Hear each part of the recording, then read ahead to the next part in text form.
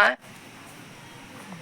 एक दोगे तो 70 मिलेगा, तो 7 7 49 हुआ, एक तो जीरो उसमें लगाओ तो कितना होगा? 600, 6,900 नेकी मिलेगा।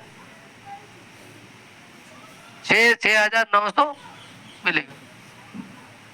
अल्लाह दिया है, किसमिस का दे दो। अभी एक साहब मुझे सुना रहे थे कि हमें अगर फितरा निकलता है 4 5 देते हैं 12 13, मैं क्यों ऐसा करते हो? सब भी वैसे चिखा दियो, ना इसका पेट भरा ना उसका पेट भरा। उससे अच्छा कि वो 12 फितरा को एक कर लो। 12 फितरा को, जो 12 फितरा देती हो, अगर तुम 50 100 रुपए का देती हो तो 1200 रुपया हुआ।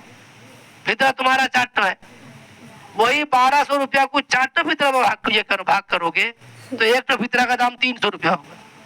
उसमें अच्छा कोई चावल अच्छा आ जाएगा, अच्छा चावल का दाम आ जाएगा, तो अपने को पता लगा कि मैं ये चावल का ज़कात दिया हूँ, मैं ये जौ का ज़कात दिया हूँ।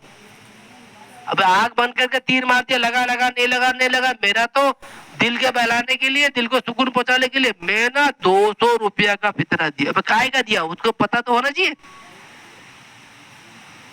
इसके लिए फितरा के मसले में किसी अब मोतदर माने को भला आलिम से पूछ लो, और नहीं तो मुझे अगर भला समझते हो तो कोई बपन, मुझे अगर भला समझते हो तो हाँ ये मसला जानने को बाद भाई तो ठीक है, तो बात में यकीन मान लो। और अगर मेरी बात में शक हो रहा है तो किसी बच्चे मुफ्ती साहब से जो तुम्हारा खैर खा हो उससे पूछो, जो कि मौलाना सुल्तान कहते हैं कि गेहूं हमरे खाए नहीं, गेहूं का फितरा देने से अदा होगा नहीं, हमने चावल खाए, हमें का चावल का फितरा देने होगा।